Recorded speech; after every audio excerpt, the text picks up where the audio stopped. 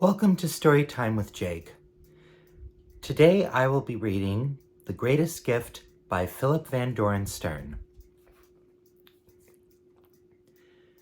The little town straggling up the hill was bright with colored Christmas lights, but George Pratt did not see them.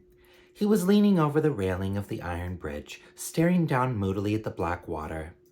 The current eddied and swirled like liquid glass, and occasionally a bit of ice, detached from the shore, would go gliding downstream to be swallowed up in the shadows. The water looked paralyzingly cold. George wondered how long a man could stay alive in it. The glassy blackness had a strange hypnotic effect on him. He leaned still farther over the railing. "I wouldn't do that if I were you," a quiet voice behind him said. George turned resentfully to a man he had never seen before. He was stout, well past middle age, and his round cheeks were ink in the winter air, as though they had just been shaved. "Wouldn't do what?" "What you were thinking of doing." "How'd you know what I was thinking?" "Oh, we make it our business to know a lot of things," the stranger said easily. George wondered what the man's business was. He was a most unremarkable person, the sort you would pass in a court and never notice. Unless you saw his bright blue eyes, that is. You couldn't forget him, for they were the kindest, sharpest eyes you ever saw. Nothing else about him was noteworthy. He wore a moth-eaten fur cap and a shabby overcoat.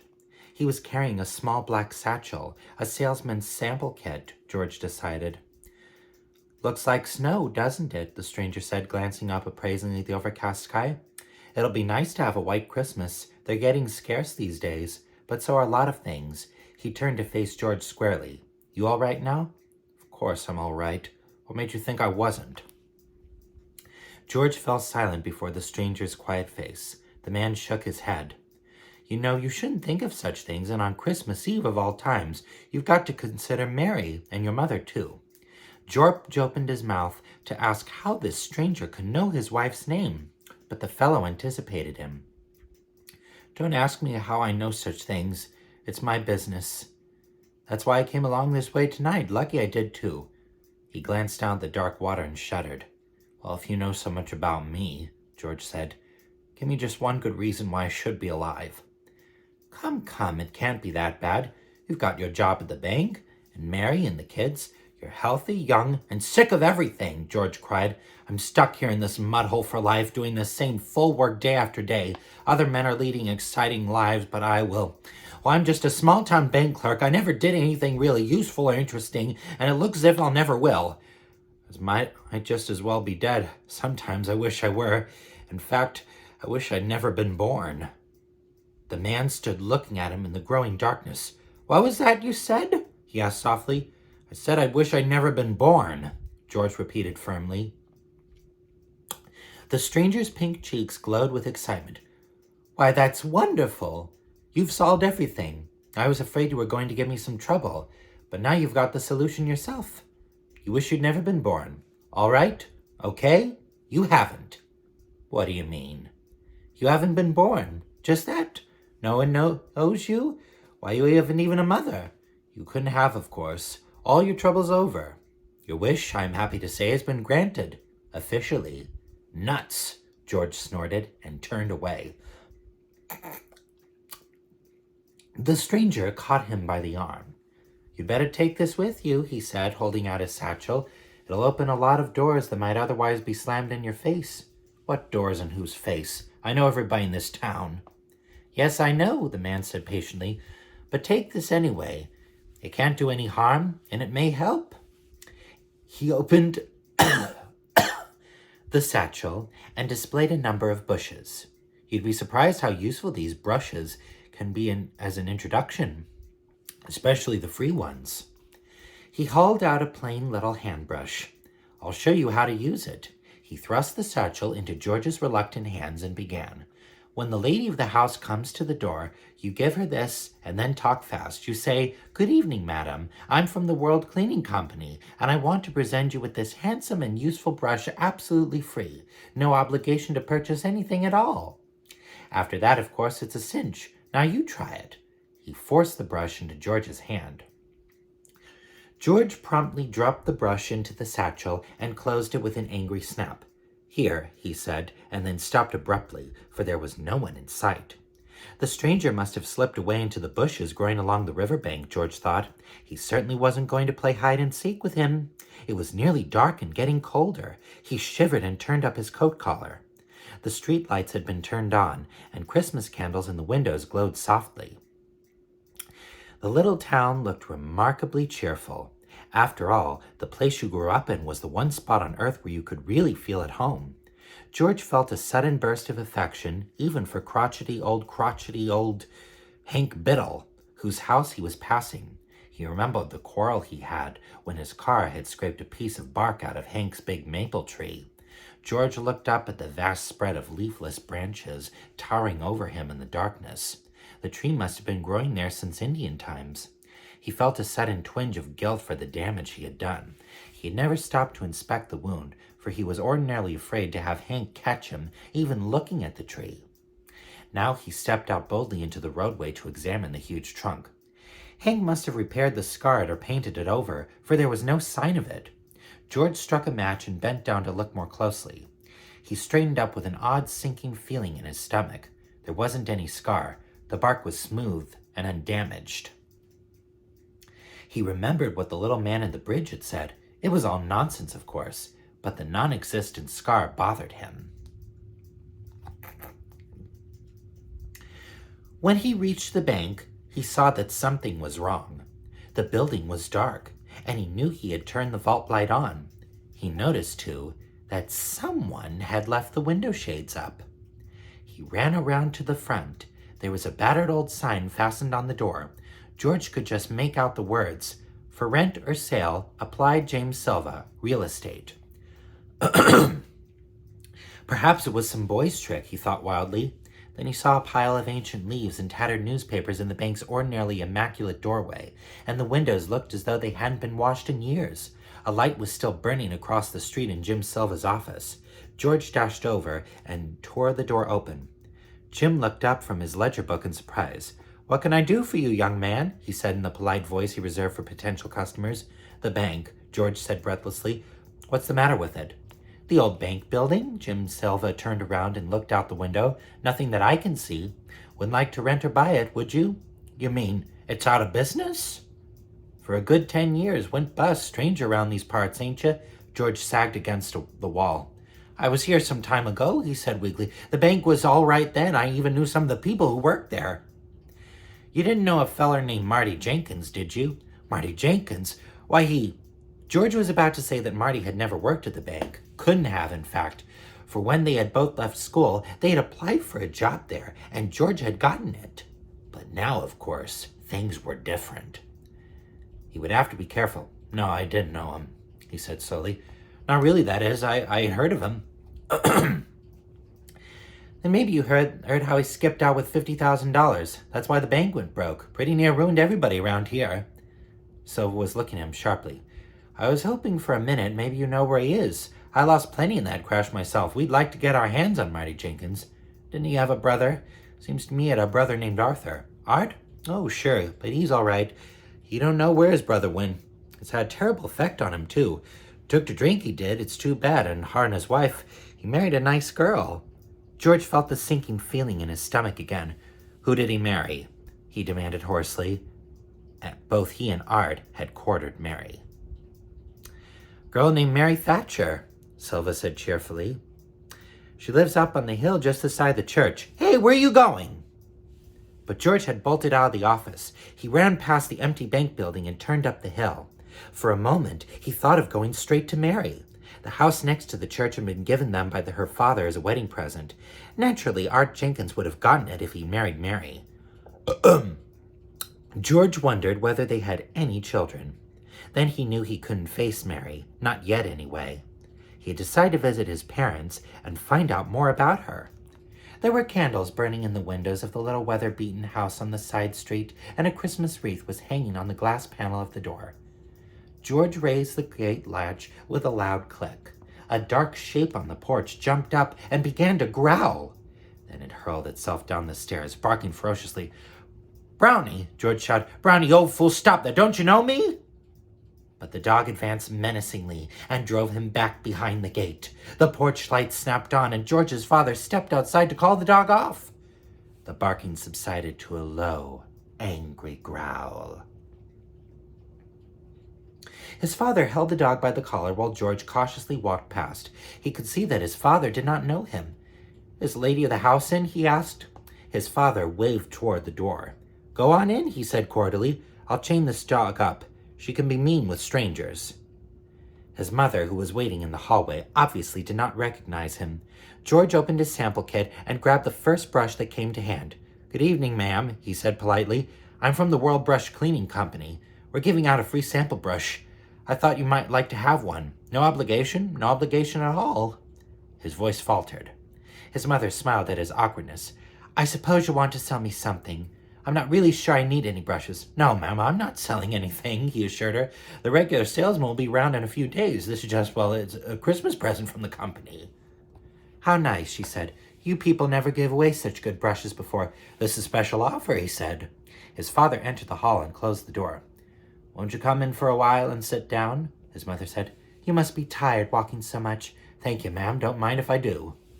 He entered the little parlor and put his bag down on the floor. The room looked different somehow, although he could not figure out why. "I used to know this town pretty well," he said to make conversation. "Knew some of the people. I remember a girl named Mary Thatcher. She married Aunt Jenkins, I heard. You must know them." "Of course," his mother said. "We know Mary well." "Any children?" he asked casually. "Two, a boy and a girl." George sighed audibly. "My, you must be tired," his mother said. "Perhaps I can get you a cup of tea." "No, Mum, don't bother," he said. "I'll be having supper soon." He looked around the little parlor, trying to find out why it looked so different. Over the mantelpiece hung a framed photograph which had been taken on his kid brother Harry's 16th birthday. He remembered how they had gone to Potter's studio to be photographed together. There was something queer about the picture. It showed only one figure, Harry's. "That your son?" he asked. His mother's face clouded. She nodded but said nothing. "I think I met him too," George said hesitantly. "His name's Harry, isn't it?" His mother turned away, making a strange choking noise in her throat. Her husband put his arm clumsily around her shoulder. His voice, which was always mild and gentle, suddenly became harsh. "You couldn't have met him," he said. "He's been dead a long while. He was drowned the day the picture was taken." George's mind flew back to the long-ago August afternoon when he and Harry visited Potter's studio. On their way home, they had gone swimming. Harry had been seized with a cramp, he remembered. He had pulled him out of the water and had thought nothing of it. But suppose he hadn't been there? "I'm sorry," he said miserably. "I guess I better go. I hope you like the brush, and I wish you both a Merry Christmas." There, he had put his foot in it again, wishing them a Merry Christmas when they were thinking about their dead son. Brownie tugged fiercely at her chain as George went down the porch steps and accompanied his departure with a hostile, rolling growl. He wanted desperately now to see Mary. He wasn't sure he could stand not being recognized by her, but he had to see her. The lights were on in the church, and the choir was making last-minute preparations for Christmas Vespers. The organ had been practicing Holy Night evening after evening until George had become thoroughly sick of it. But now the music almost tore his heart out. He stumbled blindly up the path to his own house. The lawn was untidy, and the flower bushes he had kept carefully trimmed were neglected and badly sprouted. Art Jenkins could hardly be expected to care for such things. When he knocked at the door, there was a long silence, followed by the shout of a child. Then Mary came to the door. At the sight of her, George's voice almost failed him. "Merry Christmas, ma'am," he managed to say at last. His hand shook as he tried to open the satchel. When George entered the living room, unhappy as he was, he could not help noticing with a secret grin that the too-high-priced blue sofa they had often quarreled over was there. Evidently, Mary had gone through the same thing with Art Jenkins and had won the argument with him too. George got his satchel open. One of the brushes had a bright blue handle and vari-colored bristles. It was obviously a brush not intended to be given away, but George didn't care. He handed it to Mary. "This will be fine for your sofa," he said. "My, that's a pretty brush," she exclaimed. "You're giving it away free?" He nodded solemnly. "Special introductory offer. It's one way for the company to keep express profits down. Share them with its friends." She stroked the sofa gently with the brush, smoothing out the velvety nap. "It's a nice brush, thank you, There was a sudden scream from the kitchen, and 2 small children rushed in. A little homely-faced girl flung herself into her mother's arms, sobbing loudly as a boy of 7 came running after her, snapping a toy pistol at her head. "Mommy, she won't die," he yelled. "I shot her 100 times, but she won't die." He looks just like Art Jenkins, George thought. Acts like him, too. The boy suddenly turned his attention to him. "Who are you?" he demanded diligently. He pointed his pistol at George and pulled the trigger. "You're dead," he cried. "You're dead. Why don't you fall down and die?" There was a heavy step on the porch. The boy looked frightened and backed away. George saw Mary glance apprehensively at the door. Art Jenkins came in. He stood for a moment in the doorway, clinging to the knob for support. His eyes were glazed, and his face was very red. "Who's this?" he demanded thickly. "He's a brush salesman," Mary tried to explain. "He gave me this brush." "Brush salesman," Art sneered. "Well, tell him to get out of here. We don't want no brushes." Art hiccuped violently and lurched across the room to the sofa, where he sat down violently. "We don't want no brush salesman either." George looked despairingly at Mary. Her eyes were begging him to go. Art had lifted his feet up on the sofa and was sprawling out in it, muttering unkind things about brush salesmen. George went to the door, followed by Art's son, who kept snapping the pistol at him and saying, "You're dead, dead, dead." Perhaps the boy was right, George thought when he reached the porch. Maybe he was dead, or maybe this was all a bad dream from which he might eventually awake. He wanted to find the little man on the bridge again and try to persuade him to cancel the whole deal. He hurried down the hill and broke into a run when he neared the river. George was relieved to see the little stranger standing on the bridge. "I've had enough," he gasped. "Get me out of this. You got me into it."